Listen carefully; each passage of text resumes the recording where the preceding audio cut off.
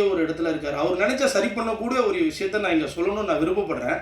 அதாவது என்னன்னா, ரொம்ப எக்ஸாம்பிள் சில படங்கள் பேர் சொன்னா நம்மள வந்து தவறா ஏதோ இவங்க இப்படி பேசுறாரு, ஓவரா பேசுறாரு அப்படின்ற மாரி இருக்குமான்னு எனக்கு தெரியல. அப்படியே இருந்தாலும் பரவால்ல. இந்த படத்தோட நான் இருக்கிறேனோ இல்லையோ, ஒரே ஒரு கோரிக்கைய மட்டும் அவர் காதுக்கு கொண்டு போலாம் அப்படின்றது எனக்கு தோணுச்சு. அதுக்கான இடமா இந்த அரணம் மேடையில நான் அத யூஸ் பண்ணிக்கிறேன். அதாவது இப்ப இந்த வாரத்துல வந்து சலார், டன்கி அது இல்லாமல் ஆக்வாமான் இப்படி பல படங்கள் வந்து வேற்றுமொழி படங்கள் வருது. நிறைய பேர் வந்து வேற்றுமொழி படங்கள் வந்து தமிழ் திரையை ஆக்கிரமிக்குதுன்னு பேசிட்டாங்க. இப்போ நான் அது பேச வரல. அதாவது ஒரு வாரம் ஆனால் வந்து பெரிய திரைப்படங்கள் வந்து அதிகமாக வந்து திரையரங்கம் ஆக்கிரமிக்குது. சின்ன படங்கள் வந்து எனக்கு தெரிஞ்சு ஒரு ஸ்க்ரீன் வாங்குறதுக்கு ரொம்ப போராட்டமாக இருக்குது. நான் சமீப காலமாக சின்ன படங்களுடைய வெளியீட்டில் வந்து நானும் இருக்கேன். ஒரு ஷோ கேட்டால் ஒரு 20 டிக்கெட் எடுத்தால் கூட போதும் அப்படின்றாங்க. ஆனால் அந்த 20 டிக்கெட்டை போய் நம்ம ஒரு கவுண்டரில் கேட்டால் கொடுக்க முடியல. சமீபத்தில் கிடான்னு சொல்லி ஒரு படத்துடைய பதிவு வந்து எல்லாருமே சோசியல் மீடியாவில் ரொம்ப இதுவாக பேசினாங்க. அதாவது அந்த டைரக்டர் போனார், ஒரு தேட்டர் வாசலில் இருந்து அவர் கேட்டார், டிக்கெட்டு இல்லைன்ட்டாங்க, அப்புறம் வந்து போய் கேட்டாங்க அப்படின்னு சொல்லி ஒரு பதிவை வந்து ஃபார்வர்ட் பண்ணாங்க. இப்படியே நம்ம எல்லா விஷயத்தையும் ஃபார்வர்ட் பண்ணி போகிறோம். இப்படியே போயிட்டு இருந்தால் அடுத்து சின்ன படங்கள் எனக்கு தெரிஞ்சு வந்து நெக்ஸ்ட் இயரில் வந்து ஒரு ஜூன் ஜூலைக்கு அப்புறம் சின்ன படங்கள் வருமானு எனக்கு தெரியல, நான் பார்த்த வரைக்கும். ஏன்னா என்னாலுமே அடுத்து ஒரு சின்ன படம் எடுக்க முடியுமா அப்படின்றது. ஏன்னா தயாரிப்பாளர்களாக வர்றவங்க எல்லாருமே வந்து அழிஞ்சு போயிட்டே இருக்காங்க. இது எல்லாரும் பேசுகிறாங்க. ஆனால் இதை எப்படி சரி பண்ண போகிறாங்கன்னு யாருக்குமே தெரியல சமீபத்தில். ஏன்னா இது நான் தயாரிப்பாளர் சங்கத்துலேயும் ஒரு உறுப்பினராக இருக்கேன், இயக்குனர் சங்கத்துலேயும் ஒரு உறுப்பினராக இருக்கேன். நான் இதை யார்கிட்ட போய் சொல்கிறதுன்னு எனக்கு தெரியல. ஏன்னா வாரானா ஒரு 3 வெளிமாநில படம் வந்து ஆக்கிரமிச்சிட்டாங்கன்னா நாங்கள் எங்கே போய் எங்கள் படத்தை ரிலீஸ் பண்ணுறது? எனக்கு தெரிஞ்சு இந்த வாரமே வந்து ஒரு 10 படம் இருக்குது. அப்போ 10 படமே வந்து தியேட்டர் கிடைக்கல அப்படின்னா 10 படத்தோட நிலைமை என்ன?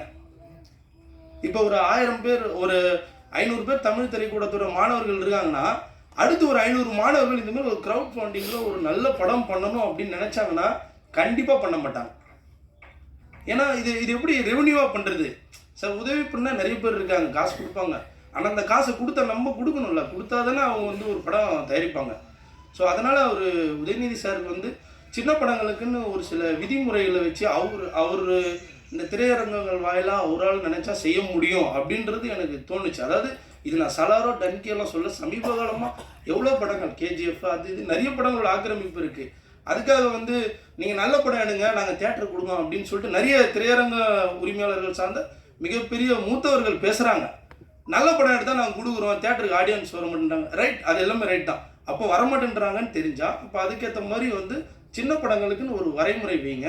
அதை எல்லாத்தையும் தாண்டி ஒரு படத்துக்குன்னு வந்து ஒரு பேசிக்காக ஒரு சேட்டலைட், ஒரு ஓடிடி எஃப்எம்எஸ் இந்த மாதிரியான ஒரு விஷயங்களை கூட வந்து சரி பண்ண இங்கே யாரும் இல்லை.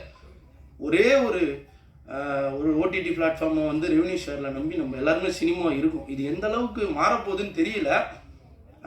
அதர் லாங்குவேஜில் இருக்க எல்லா படங்களும் ஒரு நல்ல முறையில் போய் சேர்ந்துட்டு இருக்கு. ஆனால் தமிழ் திரைப்படம் எனக்கு தெரிஞ்சு அழிஞ்சிட்டு வருது. ஏன்னா நான் வந்து விஷால் சார் ஒரு பதிவு போட்டோன்னே நானும் ஃபேஸ்புக்கில் வந்து இப்படிலாம் அவர் சொல்கிறாருன்னு சொல்லி அவரை வந்து நான் ஒரு கண்டனமாக நானும் ஒரு பதிவு போட்டேன். அதுக்கு எனக்கு நிறைய பேர் வந்து சொன்னாங்க அவர் சொல்கிறது கரெக்ட் தான் அப்படின்னு. ஆனால் உண்மையிலே அவர் எப்படி சொல்கிறாருன்னு எனக்கு தெரியல. அவர் சொன்னதெல்லாம் நடந்துருமோன்னு. ஏன்னா அவர் சொன்னது நடந்தால் சத்தியமாக சினிமா இருக்குமான்றது எனக்கு தெரியல. அடுத்து வந்து 10 ஹீரோ மட்டும் 15 ஹீரோ தான் இருக்க போகிறாங்க. நம்ம எல்லாரும் 10-15 ஹீரோவை தான் பார்க்க போகிறோம். இப்போ ஒரு பிரியன் சார் மாதிரி ஒரு ஹீரோவை நம்மளால் பார்க்க முடியாது. ஏன்னா எல்லாருமே வந்து அடிப்படையிலேருந்து வந்து ஒரு படங்களை தாண்டி வரும்போது தான் தமிழ் சினிமா ஆரோக்கியமாக இருக்கும். இப்போ மோகன் சார் இருக்காருன்னா அவர் திரௌபதினு ஒரு படைப்பை படைச்சார். அதுலேருந்து இப்போ இன்றைக்கி அடுத்தடுத்து வராரு அப்படின்னு ஒரு டைரக்டர் உருவாகுறாங்க. ஸோ அந்த மாதிரி எல்லாரும் உருவாகிறதுக்கான ஒரு வழிமுறை வந்து இங்கே இருக்கிற சங்கங்கள் செஞ்சு கொடுக்கணும் அப்படின்றது என்னுடைய ஒரு மிகப்பெரிய ஒரு கோரிக்கை. இது வந்து உதயநிதி சார் அவருடைய காதுக்கு போச்சுனாலும் கண்டிப்பாக சின்ன படங்களும் ஒரு ரெகுலேஷன் பண்ணணும். ஸோ இதை நான் சொல்கிறதுனால எனக்கு இப்போ நான் இந்த அரணத்துக்கு எத்தனை படத்துக்கு தேட்டர் கிடைக்காது அப்படின்றத நான் கவலைப்படல. ஏன்னா நான் பிரியன் சாரோட அனுமதியோடு தான் இதை நான் பேசுகிறேன்.